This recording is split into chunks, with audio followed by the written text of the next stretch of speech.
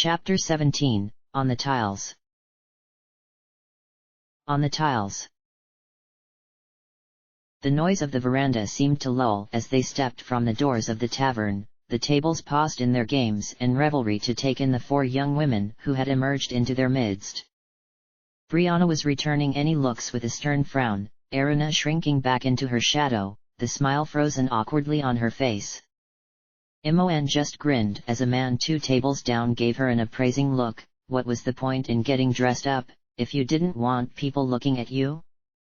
Besides, Erina hardly had any cause for concern. Imoen doubted anyone would be sparing her a glance. With Fritha stood there before her, chin tilted upward, her gown and adornments shimmering in the lamplight, an empress in autumn's palette.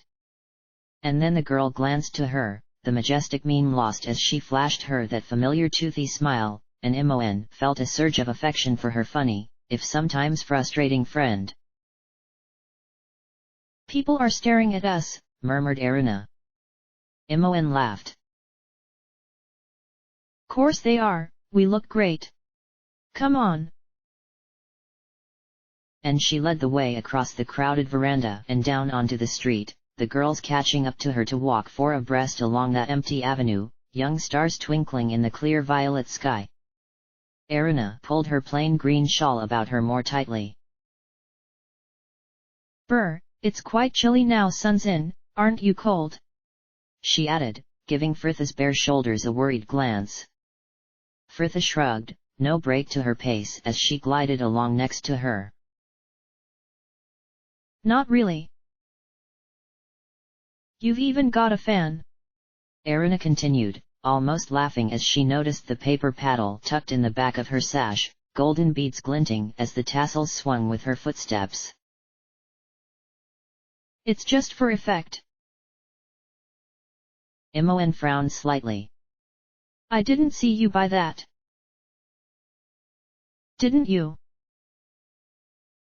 "Your dress is very interesting," said Brianna, unfortunately before Imoen could probe further. "I am surprised you found one in such a rare style so readily." "Oh, it hardly looked like this when I first found it at the seamstress's," Fritha confessed blithely, "but the sleeves themselves were made of this fine gauzy silk, so I just had the woman take them off, get rid of most of the frills and add the sash." She smiled wryly. "You'll be surprised to hear that half a dress actually costs much more than a whole one." "Hey girls, you off to a ball?" called a rough voice, the pair of drunks they were passing taking a moment to laugh and mime a waltz. Erina took a step closer to Brianna. Imoen just waved. "You can all come home with me, if you like," shouted the other. "I'll show you a night. I think our husbands might have something to say about that," Fritha called back with an easy laugh, returning to them as their shouts faded along the street. "So where are we headed?" Imoen grinned. She certainly had an idea of where she wanted to go. "Well, I was thinking about the tavern next to Shrine to Soon, could be good for some toddy." "Imoen!" cried more than one's voice, the girl laughing her joy into the sky. "Ah, I'm so excited.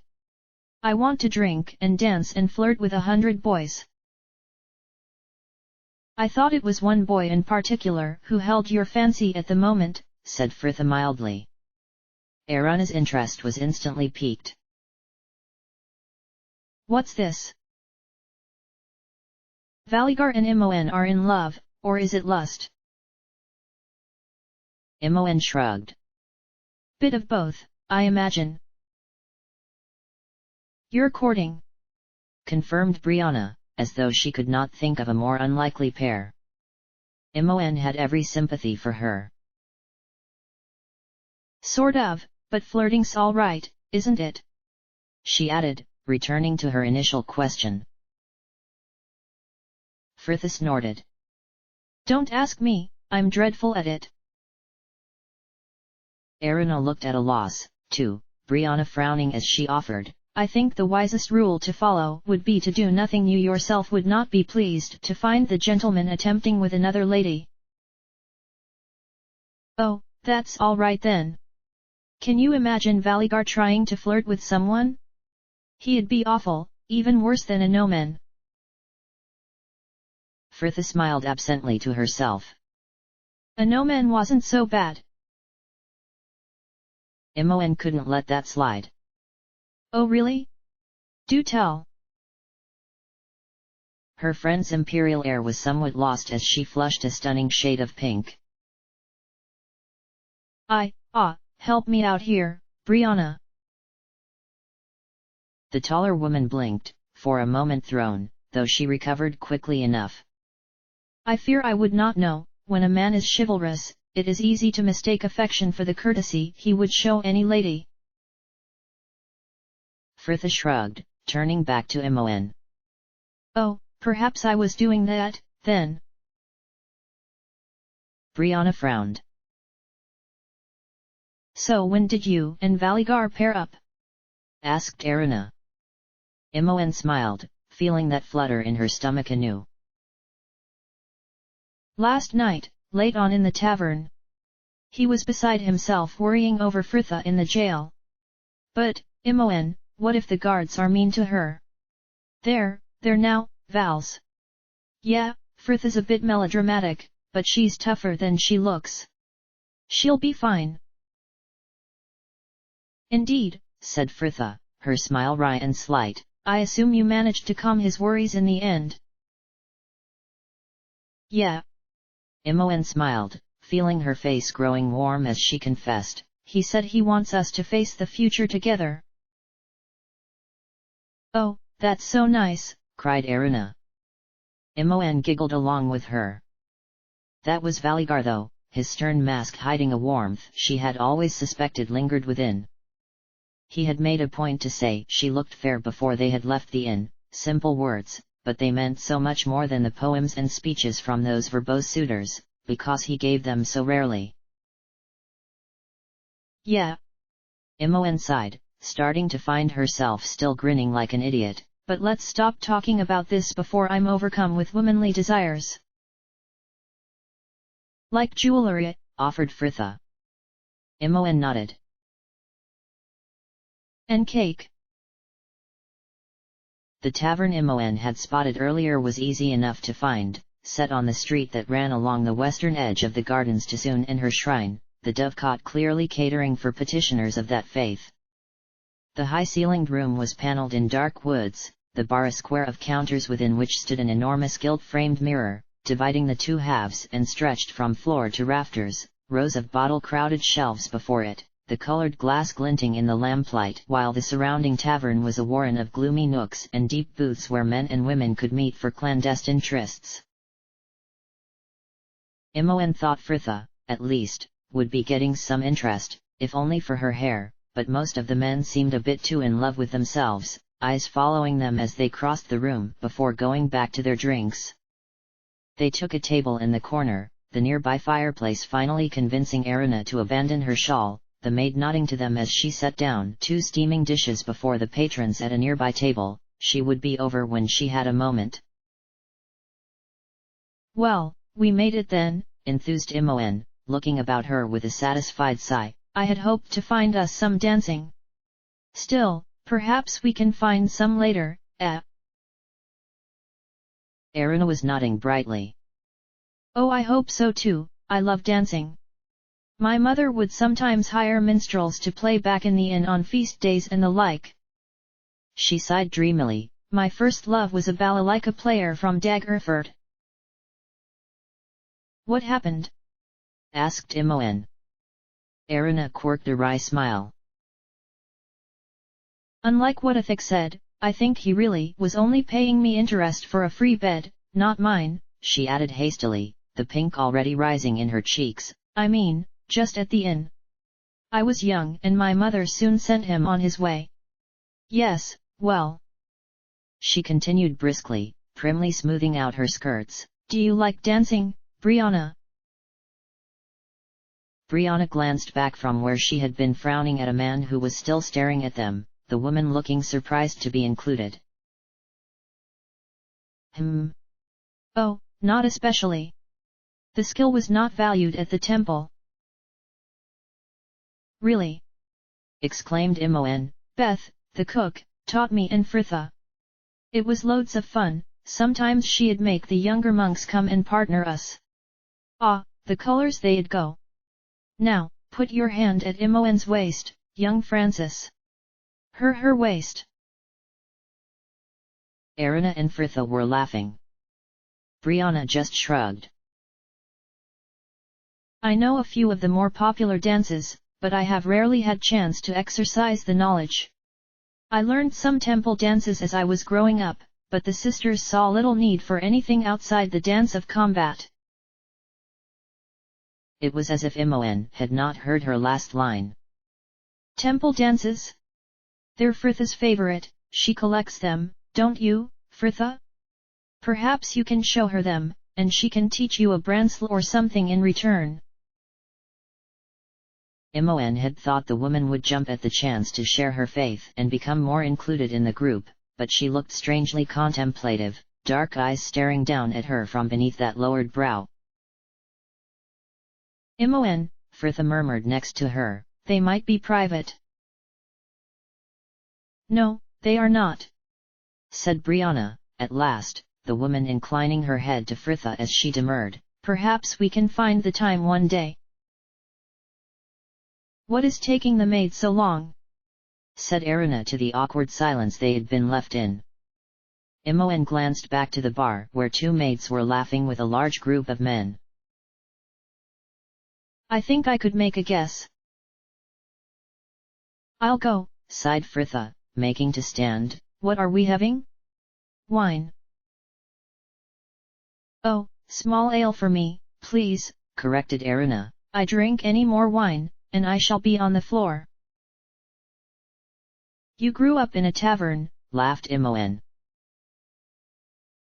Yes, and my mother was very careful not to let me get into the states she had to throw out every night. Imoen shook her head. What a waste.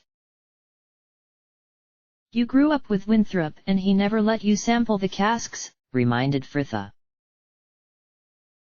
No, but only because he knew I couldn't pay him for it, miserly git. Right, Fritha continued. A carafe of wine and small ale for Erina. Come on, Imoen, you can help me. Imoen nodded, she knew what was coming, the girls a few paces from the table when Fritha began. Imoen, did you have to put Brianna on the spot like that? You made her really uncomfortable. How can you tell? She always looks like she's got a pole lodged somewhere. Besides, you said we should make an effort to welcome her into group. I was helping by volunteering me to give her dance lessons. I thought you could do with a bit of dancing. Fritha snorted. I could do without you lot. Oh, I'm sorry, she added, her dismay instant. I didn't mean it like that. Imoen just shook her head, it had hurt, but more as a sign of her friend's continuing displeasure. It's all right, I know this isn't how you would have picked it to be. Fritha just sighed. Is it how any of us would have chosen? She glanced to her, eyes black in the gloom of bar. I would have come to Athkatla with you, Imoen. Yeah, I know, she smiled. Come on, I need that drink. The maids were a lot more attentive when their patrons were there before them with insistent frowns, the woman placing the wine and 3 cups on a tray before hurrying off to fetch the small ale. Fritha poured the 3 cups there while they were waiting, leaving the empty jug on the counter and drawing a sip like a kiss, Imoen watching from the corner of her eyes as 2 old men turned from their own order to give them a decidedly lingering appraisal that ended on Fritha's naked shoulders. Well now, my lovely, that is some pretty ink, the taller piped up. Where do you get that done? Prison, she answered flatly. I stabbed a man in Suzail just to watch him die. His face was a picture, a wary look passing to his friend. Oh, right, well, enjoy your evening then, ladies. Fritha. hissed Imoen, half laughing, half astounded as the men moved off with their drinks, the girl flashing her a wicked smile. What? Why waste time convincing them we're not interested, when they can make that decision for us? Come on! Back at the table, Erina and Brianna were sharing stories of their past travels, Imoen joining the talk and Fritha let them drift away from her, her mind pleasantly unoccupied as she watched patrons come and go, the way the men and women flirted and laughed and took pleasure in the wine and company. Imoen's choice of tavern really was a clever one, the company about them fair enough that they did not stand out overly, even dressed as they were, well, almost, she considered, a glance back to the bar confirming the raven-haired man was still leant against the bar, the conversation with his friends hardly preventing the occasional glance her way. He was certainly handsome enough to be from the shrine next door, chiseled, tanned face brought alive by two pale eyes, their hues so subtle, she could not tell their color from that distance, though the contrast was striking. He caught her watching and Fritha turned back to her own table with a mental shrug. Such attention would have had her so flustered once, but no longer, and a part of her could almost enjoy the power of it. She smiled into her cup. You could take the girl out of Ustnatha. Across from her, Erina was laughing behind her sleeve, the girl looking pretty and natural now over her initial discomfort, Imoen the source of this amusement as they both watched a short and slightly portly man sat alone a few tables over. He was likely awaiting someone else from the way he was checking his refection in his spoon, Imoen providing a voice to his titivation. Lo, what is this perfect love? Hush, my darling, don't try to explain, we need no words. Fritha smiled, leaving them to their game and turning to find Brianna's attention at the bar, the woman catching her eye to offer, That man is still looking at you. Oh, yes. Perhaps he believes his goddess has sent a celestial servant here upon some errand. Perhaps he's wondering where I lost the top half of my dress. I know there are more men than he who think you of the divine. None who know me well. I believe there is one who knows you intimately, though you seem to wish to keep him at a distance. Minsk and I are better off as friends. Brianna tired quickly of this verbal chase. Fritha, I will be blunt, a no-man is in love with you. Fritha laughed. Goodness, when you say you're going to be blunt, you mean it. She shook her head, drawing another sip of wine. Brianna, what makes you think that is any revelation to me? I know a no-man still has feelings for me, contrary to what he might say. Telling me he's only here for duty. She snorted tersely. Honestly, do I look like I came down in the last shower? Brianna was frowning. He told you that? Yes, and pardon my bluntness, why are you so concerned about what a no-man feels for anyone? Brianna drew back in her chair, her delivery holding the monotone of a well-rehearsed answer. He is a good man, he deserves to be happy. Fritha nodded. I quite agree, set yourself away then, Petal. Me?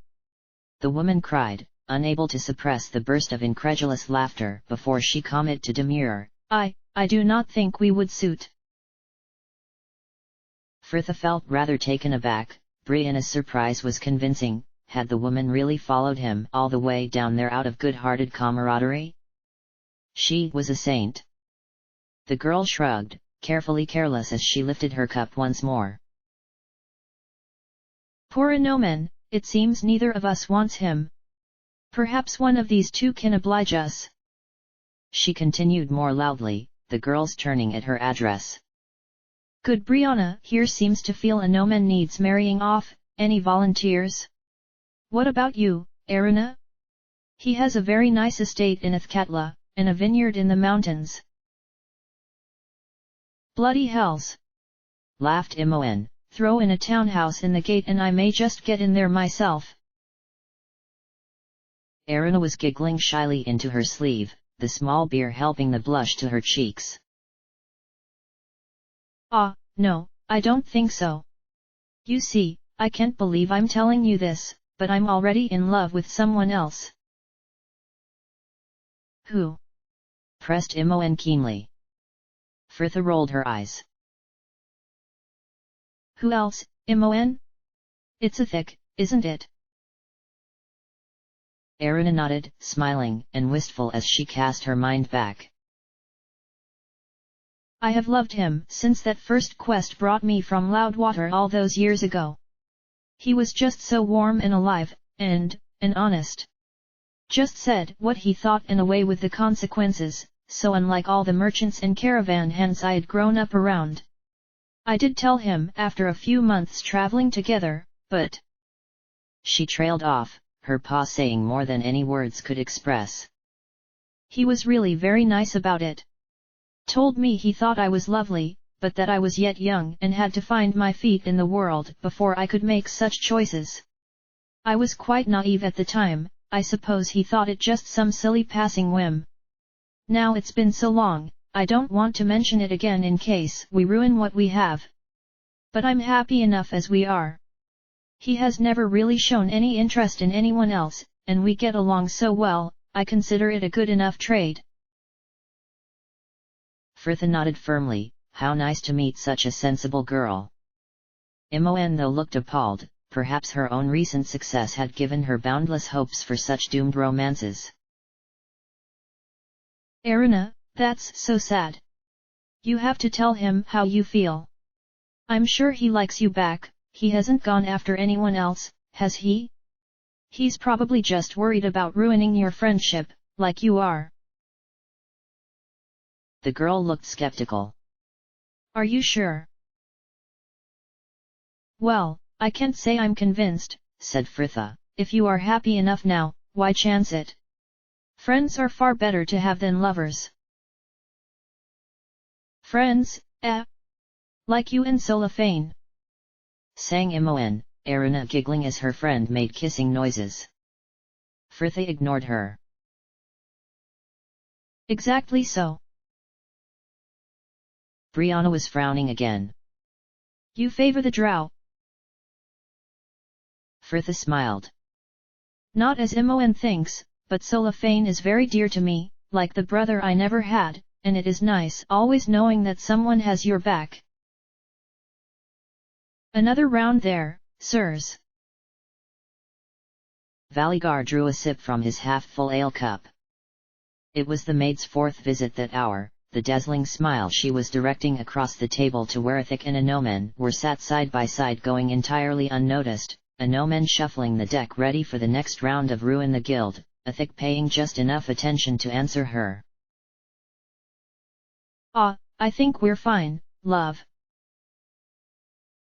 As you will, sirs. And she left them with barely a sigh, even her long black braids seeming to droop as she returned dejectedly to the bar where a long row of orders were waiting to be taken out to other tables, the frowning barkeep pulling another carafe of ale from the taps. It had been a pleasant enough evening so far, the tavern not so busy as to grate overly, and Valigar liked their company enough to bear the surroundings. The time passed in card games that reminded him of his life in Eshperda, the talk moving from the cool discourse of their plans to more light-hearted topics as the ale flowed. Right, are we all playing this round? Asked Inomen, though the question was directed to Solafane, who had opted to watch the first few hands of the current game until he had a grasp of the rules. The drow nodded once, Inomen dealing the cards to the four men about him and placing the stack in the middle.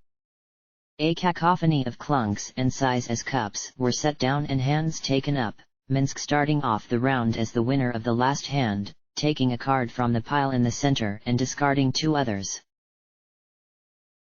Who wonders where our maids have found themselves this eve? Marmont is a fair town and the river is lined with taverns, offered Ithik cheerfully, taking his turn. I imagine they're having a fine enough time of it. I am surprised Jahara did not want to go with them.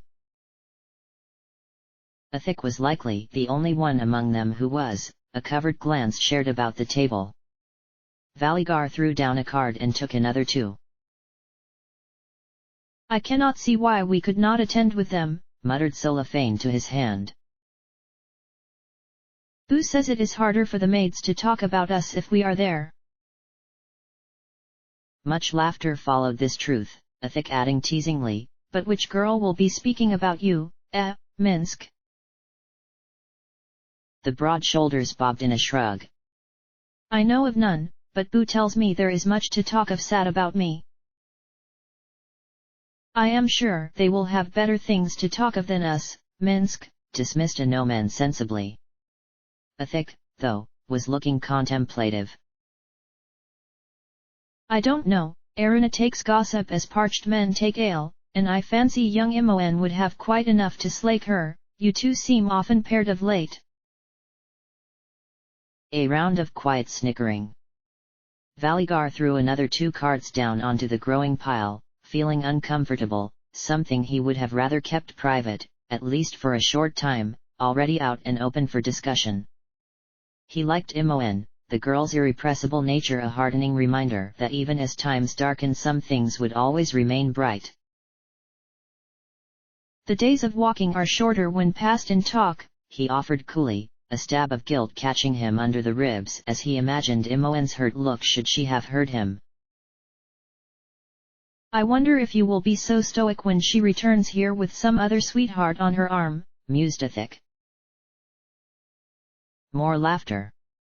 Cellophane smiled along with them, though he could not manage the same mirth. He would have believed the company of men easier, it certainly had been so in his home, a sense of camaraderie coming from a shared position as inferiors, that was if you ignored the hungry rivalry for favor.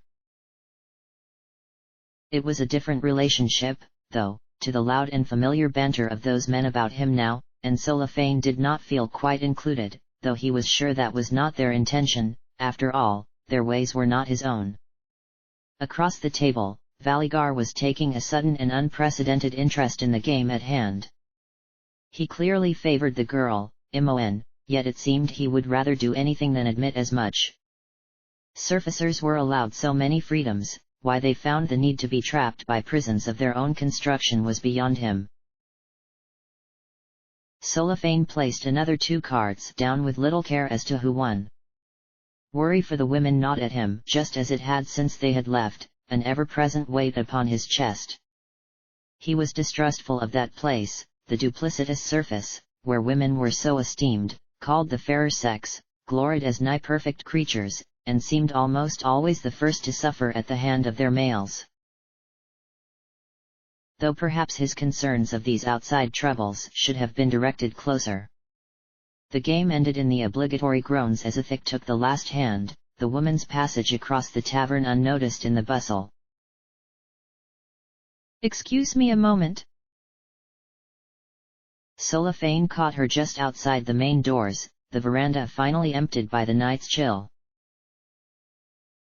Jahara. She whipped back, arms paused at her ears as she had made to lift her hood and she let the wool fall back to her shoulders. Cellophane, there is some problem. No. You go to meet the Harpers. Her eyes widened the slightest fraction, barely a quirk to her lips, she hid her surprise well, her voice holding no hint of it as she inquired coolly, You know of that? Fritha and I keep no secrets between us. Do you think it wise to attend alone after the last time?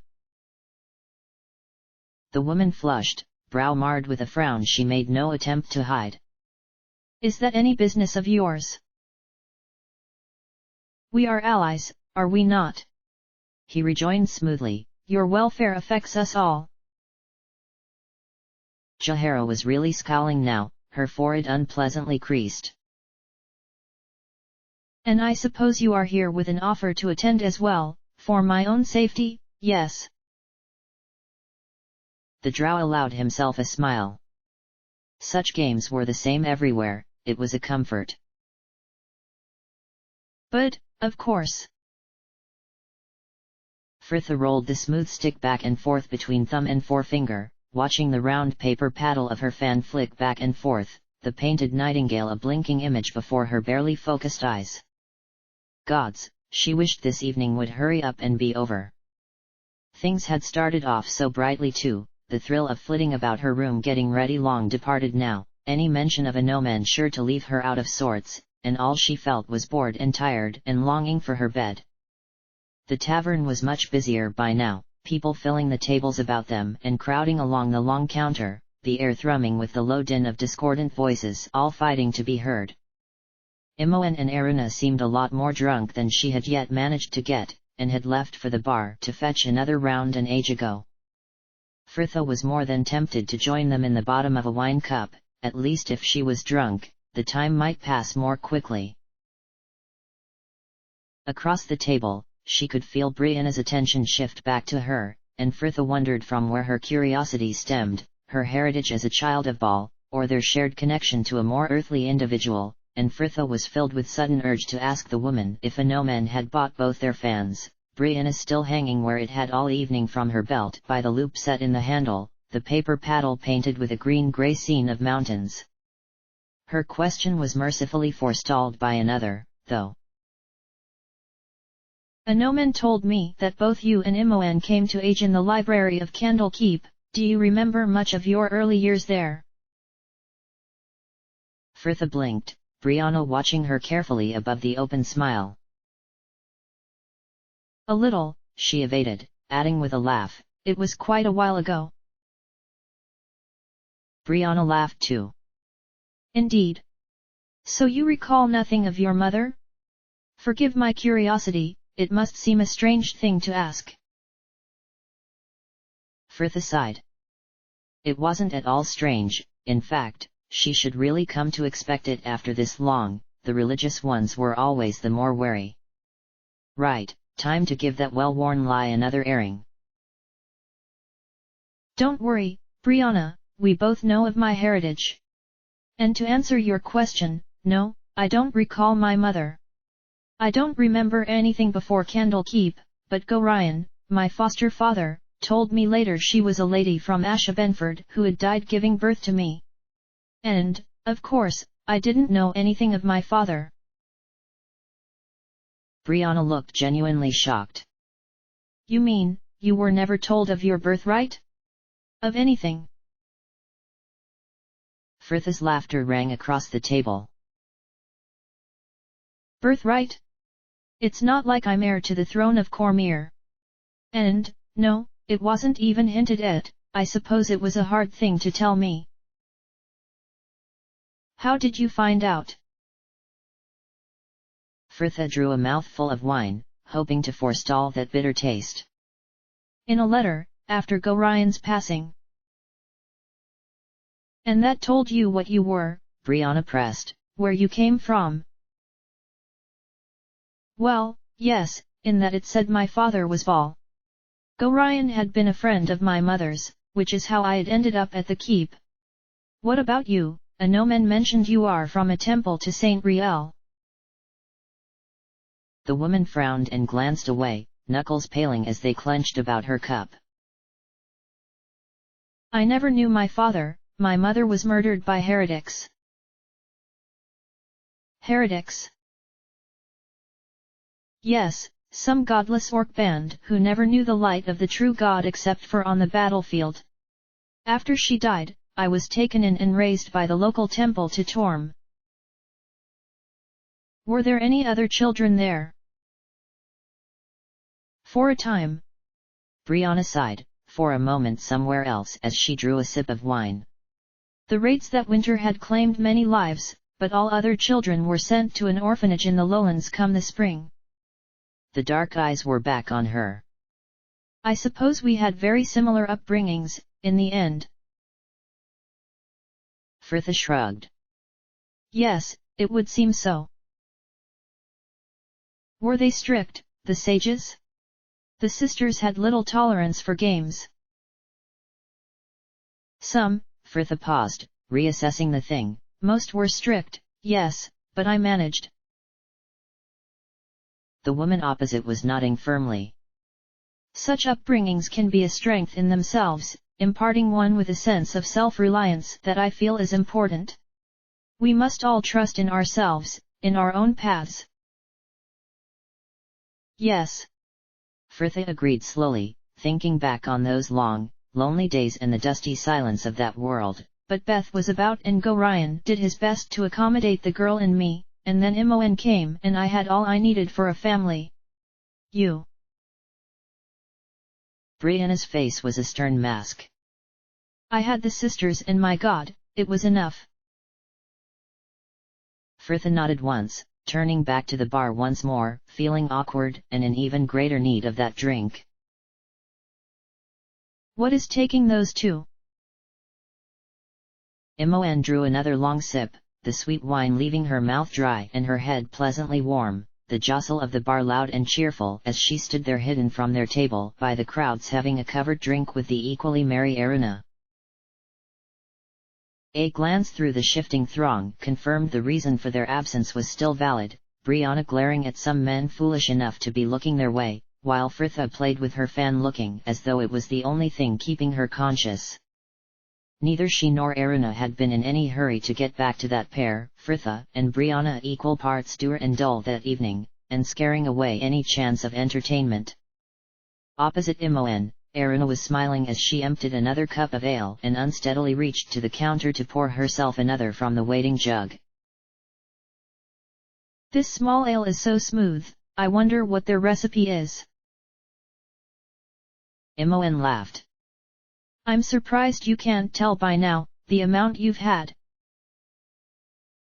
Oh, I know, I really must slow down, Arana admonished herself, blithely knocking back another mouthful. I'm used having to keep an eye on a thick. Didn't Valigar want to come out with you tonight? Imoen frowned inwardly, though her face still smiled. Well, even if he did, he wasn't invited, was he? Tonight is for us girls only. I used to love going out about new places with Ithik and Hantha and everyone.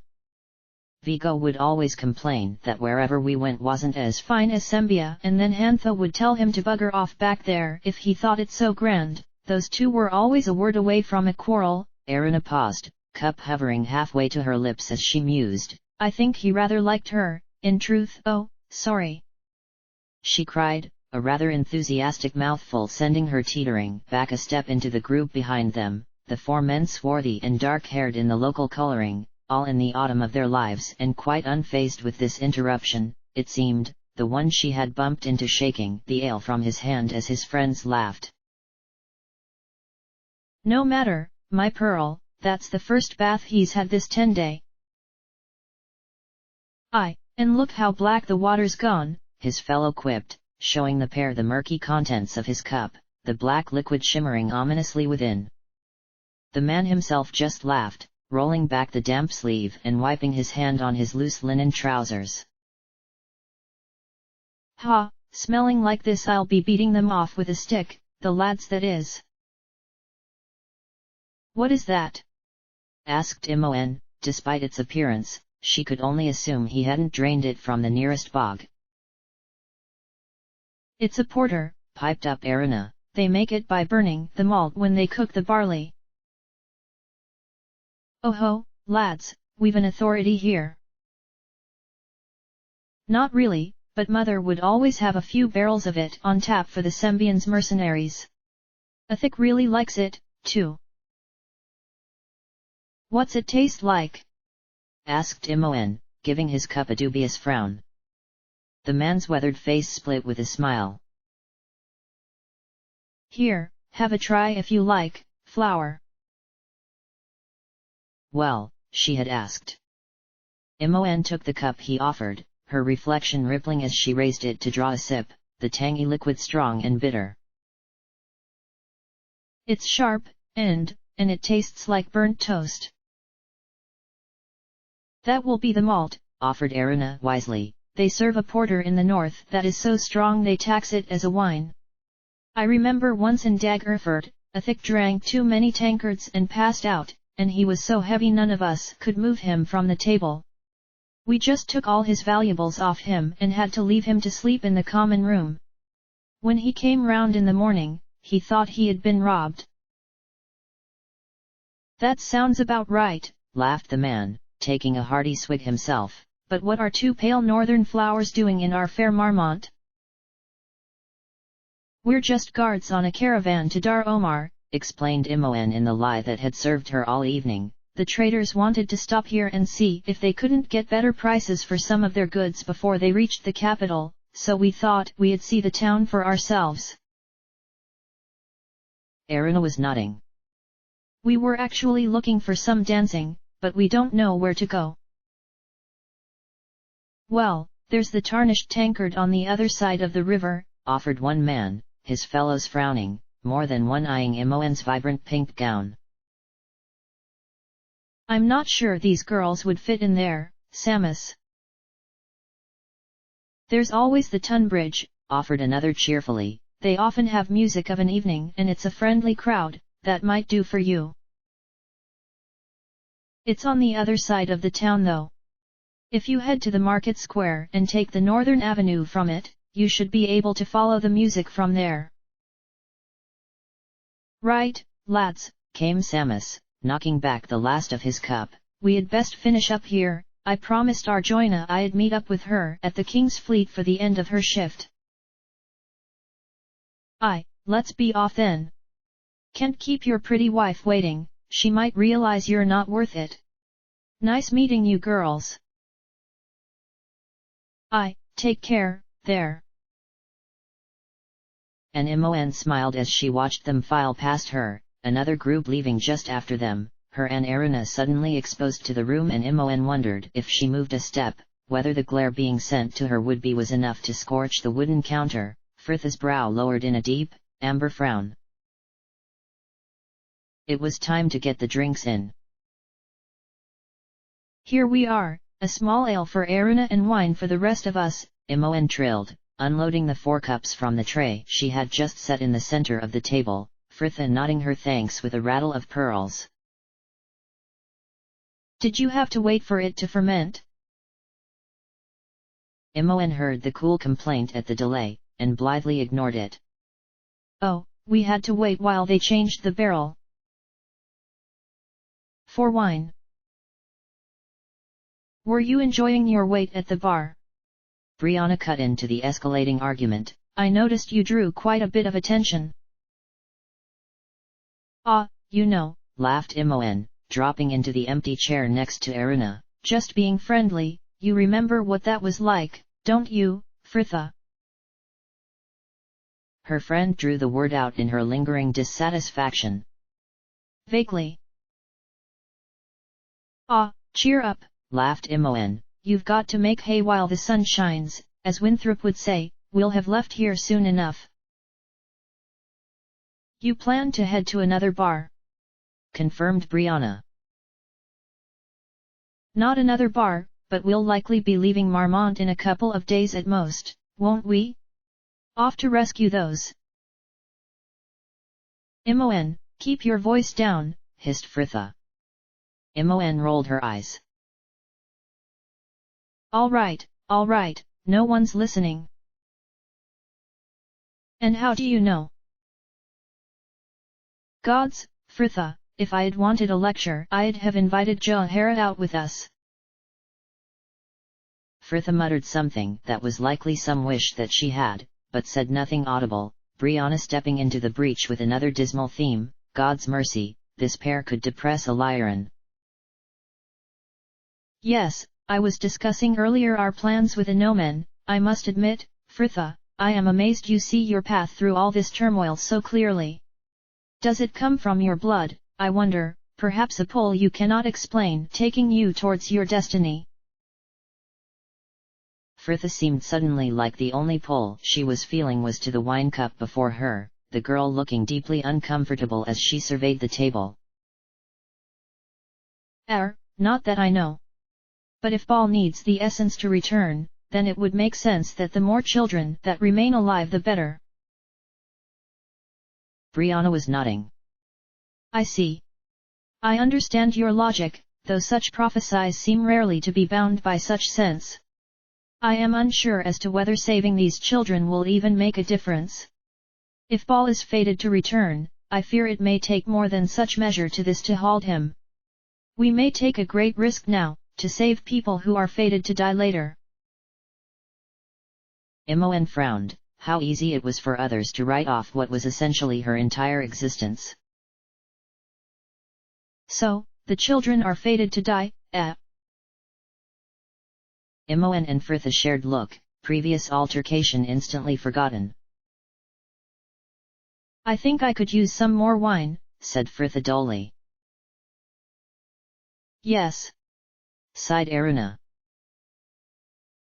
Across the table, Brianna looked unusually embarrassed.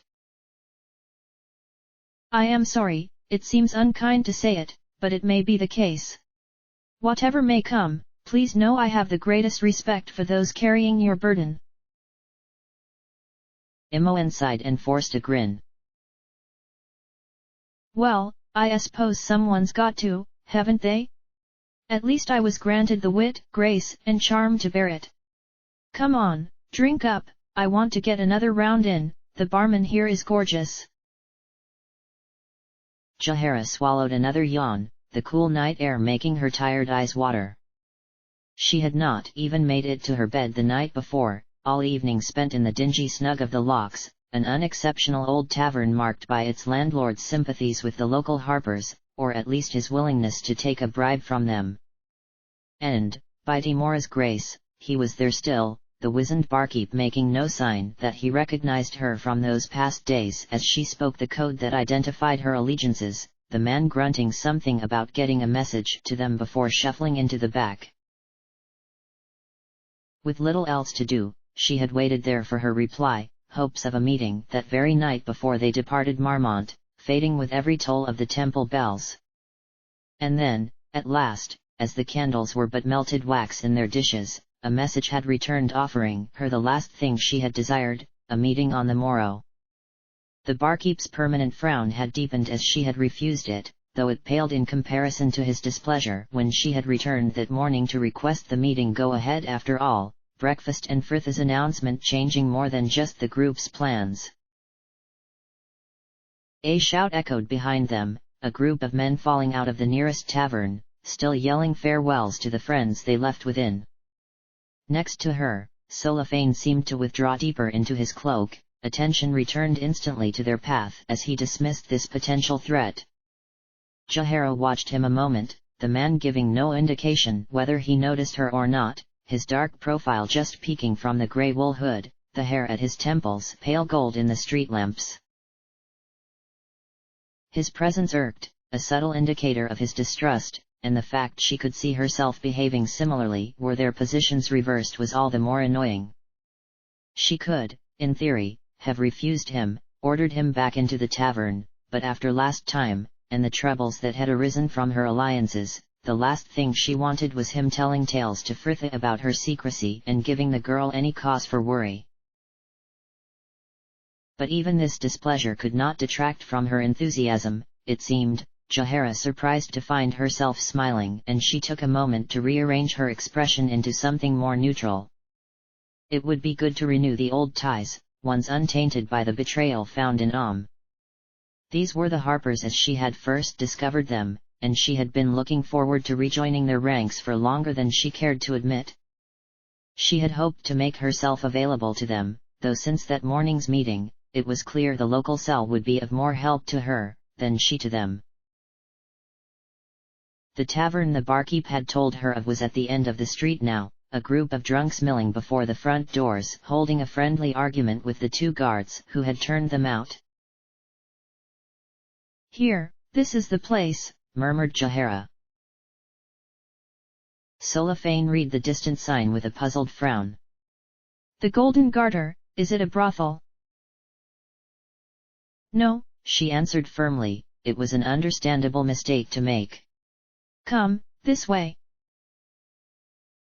She led them past the slowly dispersing drunks, the drow shrank to the shadows as they passed the tavern to slip down the alley next to it, the pair about halfway down the building before Jahara brought them to a halt, her 3 sharp knocks booming against the rusted iron door.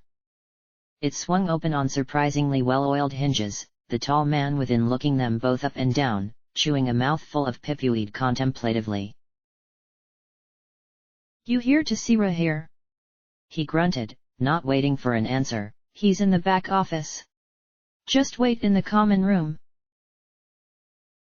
The common room, it turned out, was just a room, small and gloomy, the single window long ago boarded up.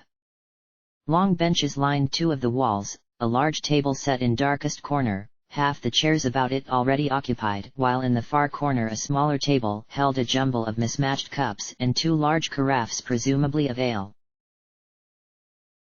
There were barely half a dozen people within, none of whom Jahara recognized, or so she believed. The lamp cast more shadows than light. At the smaller table, a tall, blonde woman was helping herself to a drink, the light falling across her as she turned, and Jahara felt that frisson of delight as it opened out an angular tanned face dominated by two bright, almond eyes. "Param? Yes, I thought I recognized." The woman's face was set, lips twitching in hint at her sneer. "I do not know you." Jahara felt her own expression harden. "I see. Perhaps I was mistaken." Param said nothing, brushing past them to join the table of similarly glowering figures. Enough dark looks put their way to indicate they were likely the subject of their muttering. Solafane watched them with an undaunted boldness. "Are your brothers always this friendly?" She suspected her scowl was all the answer he needed. "Jahara." They turned as one, a short, rather ratty-looking man stepping from the door opposite, a cloak over his wiry arm, his gingery hair seeming to sprout in tufts about his balding crown and coming down into two bushy orange sideburns that clashed with his weathered pink face. It was Themis, one of the men from her old cell, though he had been closer to Khalid than to her. To be truthful, Jahara had never much liked him, the man dull and a bit too eager to please, but she could not have appreciated it more than at that moment, the scrubby face pulling into a guileless smile. "As I live and breathe, how are you, my friend?" "The better for seeing you, Themis, how have you been?" "Ah, well enough, and who is your friend here?" he continued, the cheerful smile turned upon Solafane. "I did not know we had any drow within our local chapters." "You do not?" "This is Solafane," offered Jahara, "a companion of mine." Themis just nodded, good humor unwavering. "Well, any friend of Jahara's. So, what has been happening with you? I heard about that business up in Athkatla." He shook his head, perhaps unwilling to say more as he plowed on. "Then we get news from seniors that all the blame was on those you had battled, and you were exonerated. I knew it was only a matter of time." "It seems you are the only one," offered Jahara, with a glare to the table behind them. Themis's nature easily saw both sides to the quarrel. "Yes, well, there is a view that dead tongues can't prove their innocence, but those that know you well are not so cynical. I was sorry to hear of Khalid, his loss was mourned by many here." Jahara dipped her head and offered the only thing that could be said. "Thank you. But I have to be going." Themis sighed, all bustle as he threw his cloak about his shoulders. "Are you here in Marmont for long?" "Perhaps a few days, our plans are subject to the fates." "Well, if you're about, Alaif, the barkeep over at the Oyster and Pearl, knows where to find me. Leave a message with him and perhaps we can meet up." "I would like that." Another broad smile, a friendly nod to Solafane ending the meeting, and the man was gone, stalking across the room to throw a good night to those about the table as he passed before disappearing through the door. "Ah, Jahara, you are here as was arranged." And the druid turned to find him behind her, just stepped from his office as Themis, the man Rahir, of middling years and a fellow Tethiran from his coloring, his jowly face trembling as he crossed to them.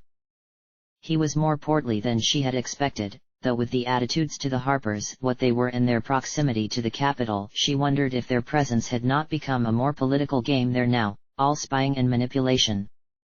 The man could have certainly passed for a merchant, his bulk hidden behind fine, tent-like robes, neat little beard showing where his chin became neck, his dark eyes already locked upon the man next to her. "And you have brought another?" Jahara inclined her head politely. "Rahir, I am pleased to know you. This is Solafane, a companion of mine." The man's expression remained stony. "I see. Perhaps your friend can wait outside." A look from Solafane that just dared either of them to ask him, Jahara bit back a sigh.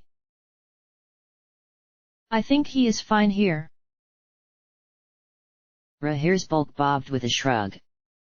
"As you say, though no, there are certain matters I will not discuss before outsiders.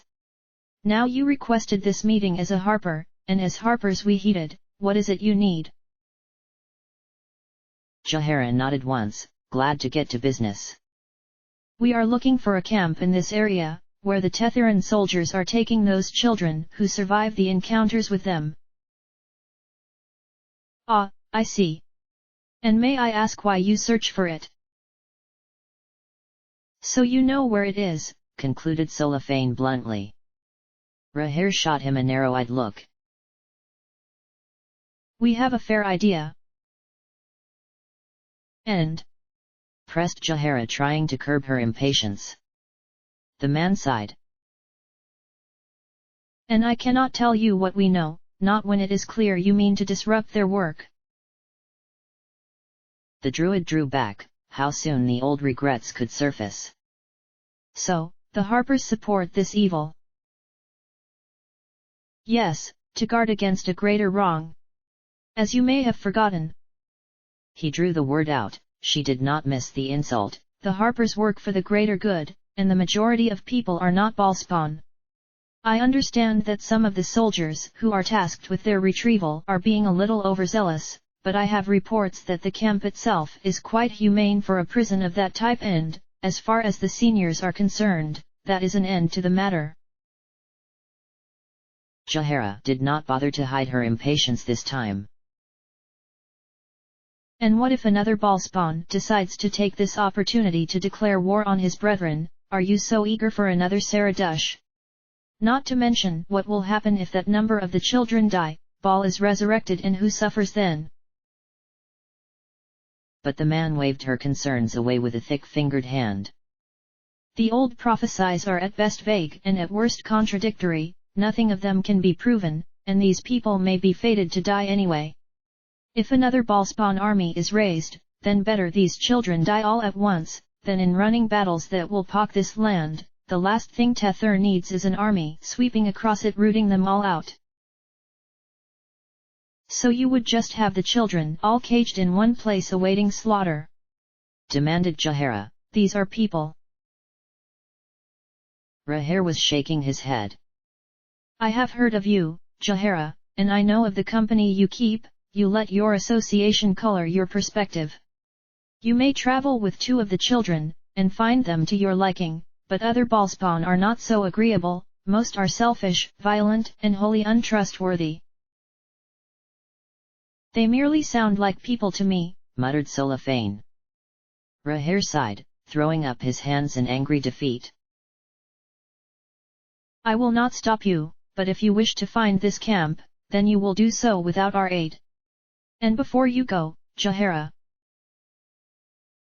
His tone denoted a certain confidence, a nod to Solafane sending him onward to the door with a frown. Rahir's voice low and grave as he gave the warning meant only for her.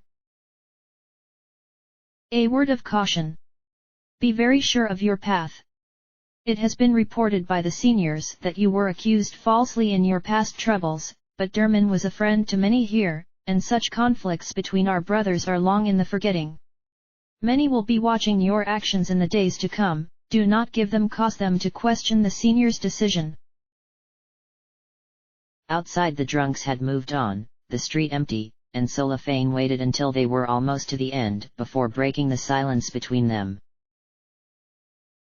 So they will not aid us, I am not surprised. All wish an end to this war, but none will work towards that conclusion. They believe they are, reminded Jahara tersely. They are wrong. And what makes you so sure that Fritha has the right plan in this? The drow glanced to her, silvery eyes flashing in the street lamps. You disagree with her? No, but I will not blindly follow either. The Harpers have a point, and as a Harper, I have a duty not to see this land drowned in blood. Fritha desires no less, he said simply, Jahara feeling the familiar frustrations rise. It seemed only Solifane was worthy of her confidence now, and how he let them know it. And I suppose you are her speaker? No, I am her friend. Jahara bristled. Do not take that tone with me, boy. I was defending her against bounty hunters, while you were still serving your matrons in the darkness. I stood against my brethren for that girl, and you will not pass judgment on my loyalty. Solifane looked furious, eyes blazing, when just as suddenly the anger was gone, his face a mask once more as he returned his attention to their path. I am sorry, you are all her friends, I know. But I find your expression of it strange. You follow her as leader, then proceed to question every decision she makes. Something that shows our care, not our lack of it. Jahara pressed gently. It was easy to forget how confusing that world must have seemed. Fritha is strong and guileful, but that encounter with Irenicus changed her. The druid cast her mind back to the lamplit common room, the girl skipping about with an altar's worth of veneration scrawled across her shoulders. I saw the henna stain she was showing off before they left the tavern. Solifane, she is not infallible, and however much you may believe her to be, she is not of the divine. The drow snorted, his mutter almost lost to the night. You are more wrong than you realize. And what is that supposed to imply? Nothing, he snapped far too quickly. Jahara sent him a shrewd frown. Solifane, you help no one, least of all Fritha, by keeping things from the rest of us. A long pause, and she had just about given up when Fritha discovered something when we went to the temple in the mirror. She is not the child of some northern lady, her mother was a high priestess of Baal. For a moment, Jahara could say nothing. So Fritha was not the only one with a talent for stories it seemed. Gorion and the other Harpers had mentioned nothing of this to her. At her side, Solifane was fidgeting, perhaps taking her pause for some unspoken doubt as he challenged fiercely, this changes nothing. Fritha is still the woman she has always been. Peace, Solifane, I did not say otherwise. The drow muttered something in his own tongue, likely a curse from the venom with which he spat it and one seemingly directed at himself. Jahara ignored him, there was too much to consider now, without the drow's jealous loyalty getting in the way. Gorion brought her to the keep when she was in her 5th summer, what does Fritha recall of the time before? Solifane sent her a glare, angry that more was being expected of him, though he answered anyway. Very little that I know of. Jahara nodded slowly, it seemed Fritha still kept some secrets from even the closest of them. They walked on in silence. Oh, I love him so much. Arana wailed to the uncaring rafters, why can't he like me? Fritha sighed inwardly. A good few cups of small ale had taken Arana from merry and well into maudlin as she dwelled upon her doomed love, Imoen still at her side and earnestly trying to convince her otherwise. Ah, come on, Arana, you don't know that. You need to tell him how you feel. I've never known anyone get drunk on small ale before, muttered Brianna. Fritha just scowled. I could bloody throttle Imoen. This is all her fault for making a fuss about it being so tragic. The girl was happy enough just being his friend before she started on about it. Be cheered, Aruna, offered Brianna more audibly. I cannot believe any true affection is in vain. Really? The girl sniffed, wide-eyed and hopeful. Brianna looked pointedly to Fritha, nodding gravely. Fritha threw a glance heavenward and sank the last of her wine. She had had enough. Perhaps we should be getting back to the inn. No. We haven't been dancing yet, cried Aruna, her unrequited love now mere inconvenience in the face of this tragedy, Imoen nodding in eager agreement. Fritha shook her head. We don't even know where to go, and I don't want to wander the streets all night looking for somewhere. Some men at the bar said there's music on over at the Tunbridge. And where is that? I think we've left it a bit late, Imoen. Oh, come on, Fritha. A glance to the bored Brianna. If it came to a vote, the woman would clearly be siding with her. Fritha sighed and reached for her purse. Right, since the fates seem set on deciding every step of my path lately, they can decide this one, too. Swords, we go back, wreaths, we go on.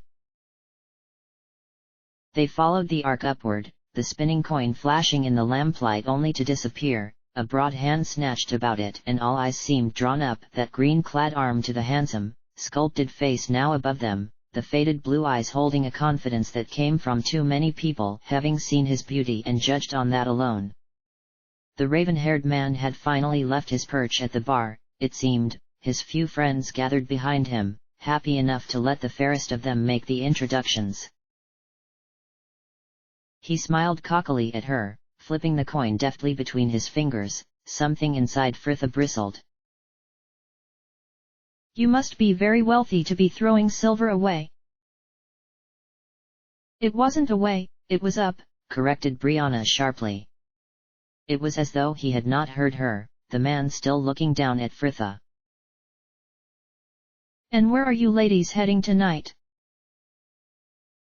We don't know until you give us back our coin, said Imoen with her usual bluntness. Oh, you have no plans then? He confirmed, barely sparing the girl a glance. Well, then my friends and I can surely help you, we know many of the taverns here, perhaps we can even attend one together. Imoen was frowning, the fact she hadn't seized upon the chance to ask about dancing said all Fritha needed to know, though her friend told him any. Yeah, well, thanks and everything, but I think we're fine on our own. He ignored her, still smiling at Fritha. What brings you to Marmont? We're on our grand tour, giggled Aruna.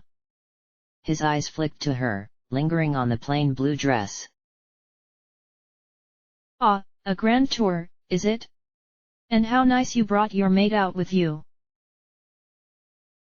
Aruna's smile faded, a chuckle rippling through his friends, the man looking down at her as though he expected Fritha to join them in it. Her lip curled back in an unattractive sneer. For an undeniably handsome man, you have an ugly soul. The laughter stopped abruptly, the man's smile suddenly tight. Soon finds me fetching enough. Perhaps she should look deeper. The man bridled. She would not even spare a glance to any of you. At least we don't worship a ginger slag, snapped Imoen.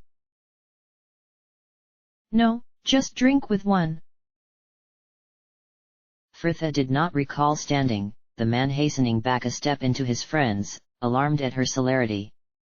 The weight of that dagger was pressing into her back and for an instant she felt it, saw it, the spray of blood glistening in the lamplight, the knife through his hand and pinning it to the table, that rapturous explosion of pain in her fist, each finger throbbing as though it would burst as her knuckles collided with his jaw, and all around her the tavern erupting in shouts and clashes. Fritha drew a deep tremulous breath and slowly released it. "Come, we are leaving." Outside, the cold air took the last of the anger from her, Fritha finding herself shivering uncontrollably, the sudden release leaving her light-headed and edgy, face burning with a heat that had nothing to do with the wine. At her side, Imoen was still spitting a venom incongruent to her elegant appearance at the inn behind them, the windows throwing light and warm yellow panes across the darkened street. "Stuck-up bastards! And that bloke, I hope the next woman stupid enough to bet him gives him the clap." Brianna turned from the girls ranting to catch her eye. "Are you well, Fritha?" "Yes, just a bit cold, and annoyed," she admitted in grave understatement. ARandomAudiobookAppeared tutted sympathetically, tottering over to pat her arm. "Don't be upset, some people are just like that. Here, take my shawl." Fritha wrapped the wool about her gratefully, its homely fragrance of soap and wood smoke familiar and deeply comforting. "Yeah," agreed Imoen, her wrath finally spent. "Well, we gave as good as we got. Come on, let's get back." At least the incident had seemed to convince the girls of returning to the inn. Arana and Imoen arm in arm as they led the way with a song. "Were I laid on Voss's coast and in my arms embraced my lass, warm amidst eternal frost, too soon the half-year's night would pass." Fritha followed them, head dipped and shawl tight about her. Before it had always felt just, warranted by the circumstances, but now she was just aching to stab people for mere name-calling. Her anger was no longer her own and it was frightening. "You felt it back there, did you not?" came the voice at her side, Fritha glancing up to see Brianna watching her with an unreadable expression. "The stir of the blood." "I'm really not comfortable talking with you about this, Brianna." The woman ignored her. "I could see it to your face, the struggle." "I said," Fritha just managed to swallow it, the anger almost choking her, "I would rather not talk about this." Brianna nodded slowly, deciding something. "You can control it, you are strong." Fritha snorted, what did any of them know? "It doesn't care. It isn't the instinct, so keen for my triumph over the brethren, it is the essence, it longs for death, others, mine, it doesn't care, it just wants blood and chaos and violence until all is consumed." "But you resist it," said Brianna, eyes bright with an emotion Fritha had not seen in them before. She nodded, unable to stop her mind from adding the pessimistic for now. "If you ever need to speak of it, Fritha." "I won't." "I thank you, Brianna," she cut in, polite, but firm. "I shall bear that in mind." The woman nodded and said no more, Fritha losing herself in their voices as the girls' song echoed about them. "If with me you would fondly stray, over the hills and far away." "We're back!" cried Imoen as she burst through the doors, the common room much quieter than when they'd left, only a few patrons whipping around at the commotion as she and Arana danced between the tables to their own, Fritha and Brianna following at a more decorous pace. Minsk, Valigar, and Athik were still seated where they'd left them, a no-man standing at the bar possibly getting in their last round of drinks, Athik and the Rashami beaming at the girls' approach. "Ah, who wonders is there anything fairer than young maids?" Athik joined him in a laugh, the tall man standing to meet their arrival. "Ho, Arana! You're looking very merry." "Athik!" the girl cried, flinging herself at him a drunken embrace, the warrior taking this sudden affection in his stride as he lifted her up, her laughter warming the air. Oh, Athik, I had a lovely time. The man was chuckling fondly, setting her down and pulling out the chair next to his. I can see that. Come over here and take some water with me, and you can tell me all about it. Imoen smiled as he poured their cups, subtly getting some water into the girl before she slept. She'd thank him in the morning. Behind her, Fritha and Brianna had already moved off to join Anomen at the bar, Imoen slipping over to the other side of the table where Valigar and Minsk remained seated.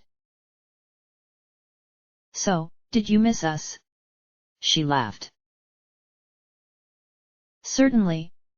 Who says it is not an evening without our womenfolk?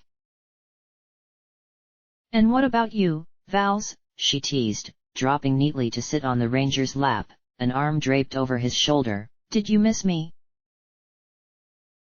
She felt him shift uncomfortably, his posture suddenly as rigid as his chair as he avoided the Rashami's eye. Even Athik paused in his conversation with Erina to give them a curious look. Valigar gruffly cleared his throat. As Minsk said, it is not a table without all present. Imoen just nodded, moving from his lap to take the nearest empty seat. He had not told them. Yes, as Minsk said.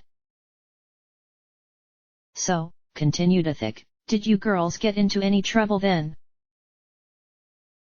Ah, we don't get in trouble, we are trouble, quipped Imoen. The laughter rang about her. Imoen made herself join it. A presence behind her chair, Brianna's shadow falling over the table. Are we having another round here before we retire? The idea of staying down there to force that friendly chatter was more than she could stand. Imoen pushed her chair back with a pitiful shriek. No, I'm fine, I think I'll head up now. Night, everyone. The gloom of the landing was a relief. She had not realized she had been craving. The good humor she had been forcing for what felt like half the evening finally abandoned. Gods, that life was hard work sometimes. Still, she'd be better for a sleep. Imoen.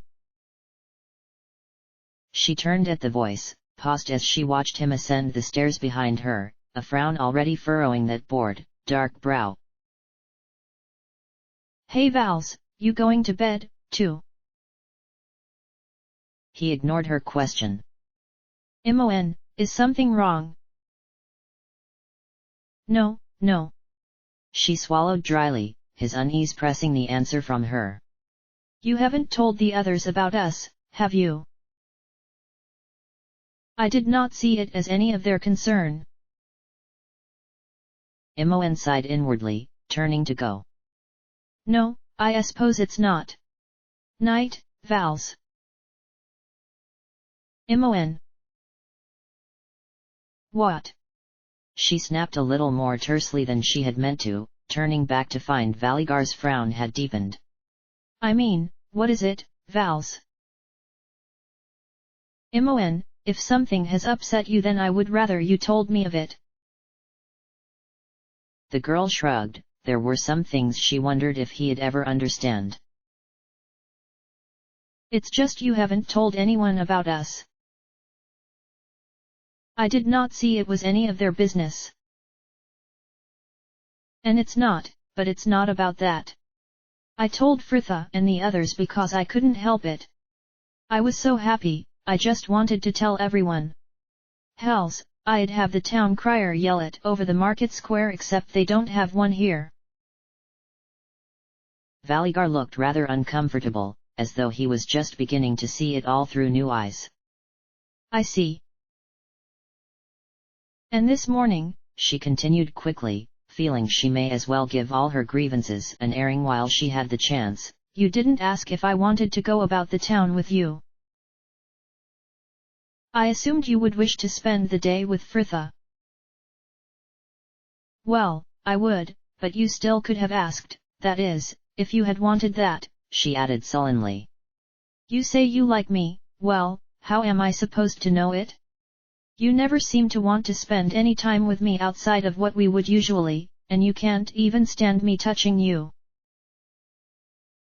Valigar was really frowning now. That is not the case, Mon, and I understand from where your concerns stem, but I told you last night my feelings are sincere, and I do not believe I should have to constantly give proof of them. Constantly prove them? You wouldn't even hold my hand this morning. Look. Mon sighed, more than tired and frustrated of the whole thing. I like you, Valigar, but if you're just saying we should be together because, I don't know, you feel guilty for hurting me before, or you feel you should be moving on from Suna, or proving to yourself you're over this fear of magic, or whatever, then, just say now and we can call it a day. Valigar was staring down at her, face twisted into an expression of rarely seen surprise. You honestly think that? Oh, I don't know what I think, she cried, almost despairing of him. One moment you're telling me I look nice, the next you're clearly twitching in your own skin when I so much as sit on you. A silence between them, the man's face dipped as he confessed. I am sorry, Mon, it has been a time since I was, well, and I am more accustomed to relations of a certain reserve. I am ill at ease with displays of affection before others, but it does not mean I do not care for them at all. He swallowed uncomfortably. Or you? Mon sighed, his sincerity finally cooling her temper. She had promised herself, she would not let not bother her. I care for you, too, just do what you're comfortable with and we'll go from there. Think you can manage that?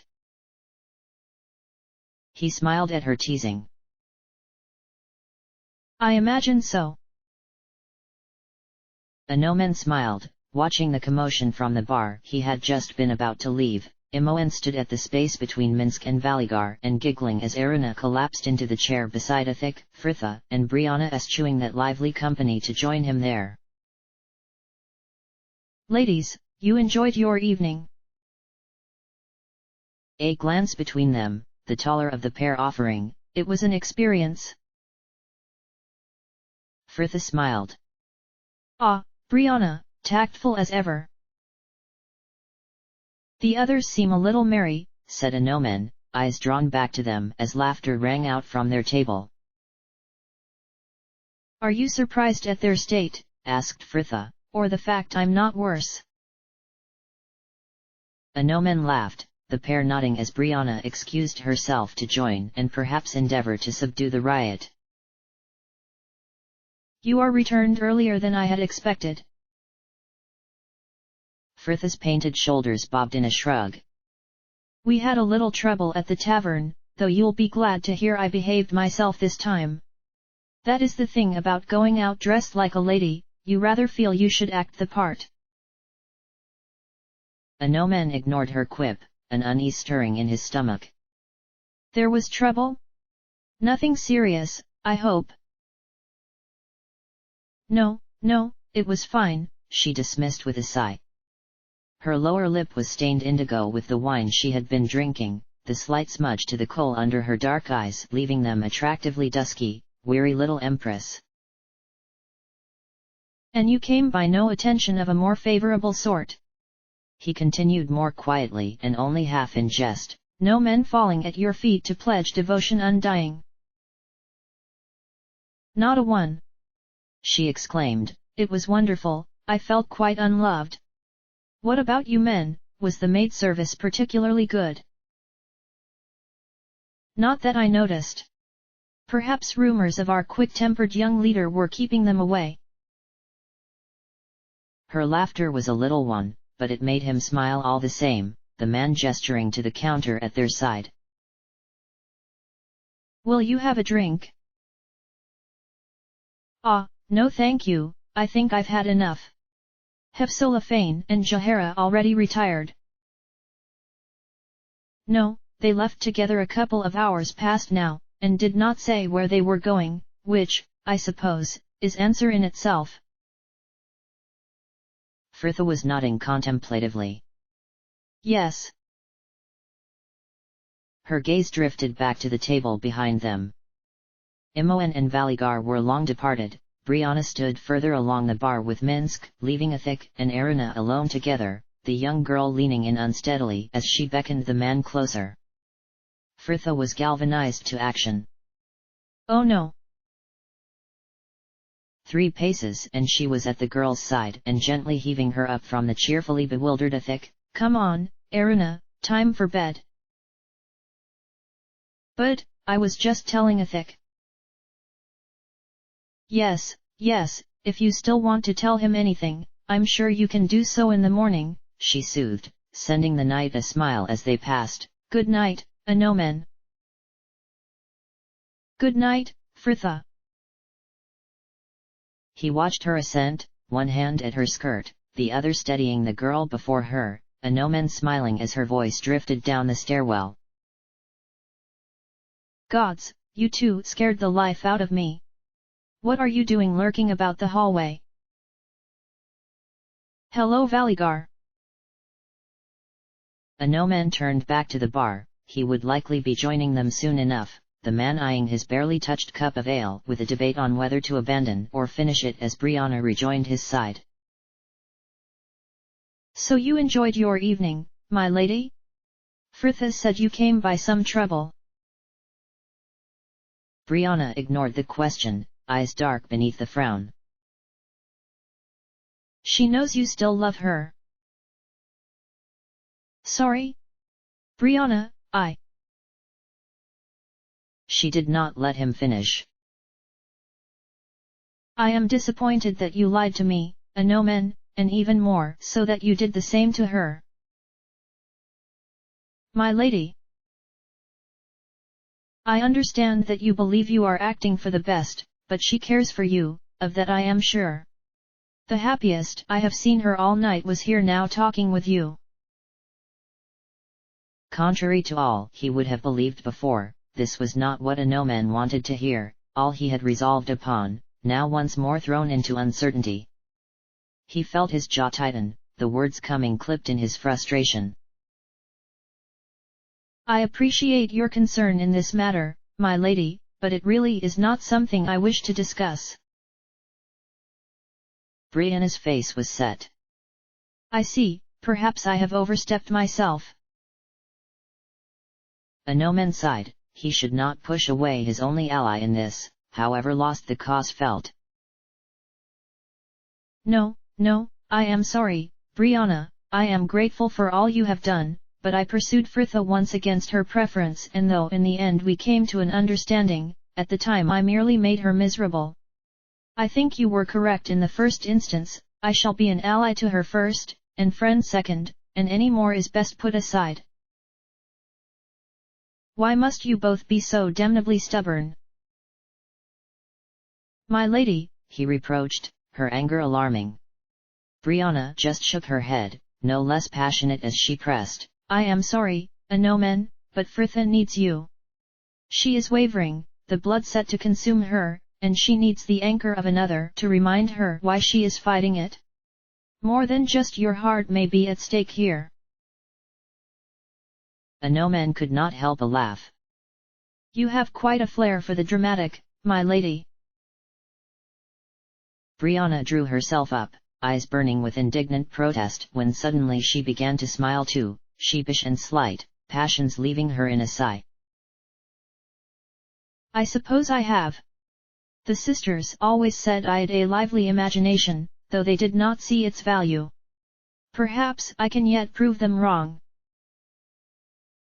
And that aside," Anomen continued kindly, "Fritha has many people around her to whom she can turn, should she choose to do so. She will be fine." Brianna merely nodded once. "As you say. Good night, Anomen, please think on what I have said." Fritha sat on the bed opposite, watching as the girl before her muttered something and turned over in her sleep. Erina had changed into her nightdress and slipped beneath the blankets with little prompting from her. Fritha left to put out the lamp and neatly fold her discarded clothes one by one over the back of the chair.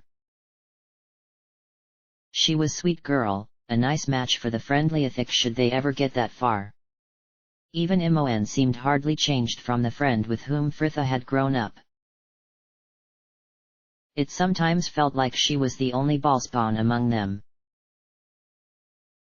Fritha left the girl sleeping, moving back into the hallway, the murmur of Valigar and Imoen following her into her room. It was dark and empty, as expected, lit only by the lamplight from the street outside. Solophane's bed was still made and she sank onto her own with rustle of silk skirts, the bell striking the 11th hour across the town.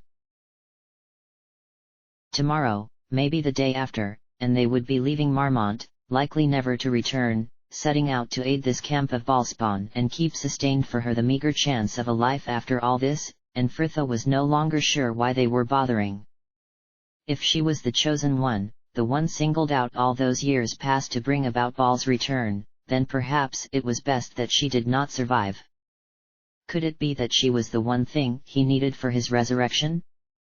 The vessel he chose a lifetime ago, her lifetime ago. Perhaps all that was needed for this whole nightmare to be over was her end. Goodness, the wine had not just left ARandomAudiobookAppeared. Fritha shook herself crossly. She might not even be the chosen one, or maybe such didn't even matter anymore. That was the problem though, wasn't it? She didn't know anything, everything she had done so far could have been making things worse for all she knew of it. Fritha had visions of children being taught about her in centuries to come, mirrors to the lessons she herself had once had, sat in some dusty office listening to tales of those generals who should have pressed a battle when they held fast. The seemingly wisest course proved fatal error when their enemies' reinforcements arrived just in time.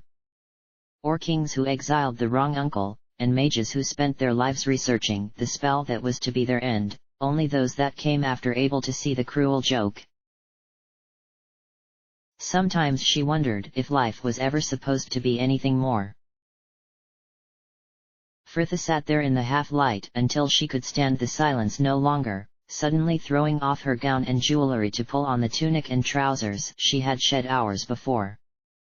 The hallway was empty now, the girl creeping along it and down to the tavern, though there was no need for such caution, the common room finally vacated by her friends, and Fritha stepped back out into the night. She walked without any idea of where she was going, it did not really matter. The streets were busy with people all wending their ways home as the taverns closed up for the night, but the gown had been swapped for tunic and cloak, ordinary and inconspicuous, and no one paid her any mind as she walked, half glad to be alone, half wishing she would by chance meet someone, Solophane or one of the others, someone who could tell her everything would be all right. But there was no one, and she had reached the gardens before she had realized it. The windows of the dovecot were dim now, the street dark and silent as she stepped through the wrought iron gateway, the gravel path meandering through neatly pruned trees, blooming flower beds and raked lawns, the gardens to that goddess holding the sort of engineered beauty of a plucked, coiffed and well-painted courtesan, not a hair, or leaf, out of place. In the center rose the shrine in gold and marble, embossed silver door locked for the night. Which was probably for the best, since anywhere more sheltered would have been instantly snapped up by the women who seemed to use the gardens to sell what the shrine would have had venerated, the nearby bushes stirring with the grunts and well-rehearsed moans of a whore and her latest customer. Fritha ignored them, moving a few paces away to linger before an alabaster statue of a young woman, perhaps soon in one of her guises, pretty face tilted slightly to the sky, all tossed hair and tempestuous pout. Fritha gazed up at it, seeing herself as that girl, the one she could be now had the Harpers not stolen her away, had she been raised by those women, taught of her power and her place in that prophecy. The most exalted servant of Baal, Murder Redivivus, the one chosen to wield magic and manipulate armies and bring a war to those lands that would resorted their murdered lord to the heavens. At least, now she would know what she was supposed to be doing. All that time she had assumed she could even make a difference, but perhaps it was as Brianna had said, perhaps they were already fated to die and nothing could ever change that. Had anything she had ever done mattered? The rasp of footsteps behind her, someone was coming, and in that moment, alone there in a foreign land. Frithia just felt so lost, so miserable. She swore to the world and every god listening she would tell them, all the revelations and fears she had been bottling up for days now, she would tell them everything. The footsteps stopped, the presence halted at her back, her throat tight with her confession. "Please, let it be him." Frithia turned, breath catching as her gaze came to rest on that old, sagging face that bobbed unsteadily upon a swaying body, his dirty grey hair falling to his collar and hanging in a greasy curtain before his bloodshot eyes. "You for hire, love." The words hit her in a mist of ale. She stared back at him, silent in her disbelief. He blinked groggily. "Well, what do you think?" she snapped, shoving roughly past him. It hadn't been him, it hadn't been any of them. But the world had spoken, and that in itself was a release of sorts. Frithia marched through the streets, brisk and full of purpose. She would face the future as it came, and she would do so alone. Solifane was in bed when she arrived back. Frithia knew he was awake, but he said nothing and neither did she, the girl stripping to her underwear to crawl between the sheets and let sleep claim her for another night. End of chapter.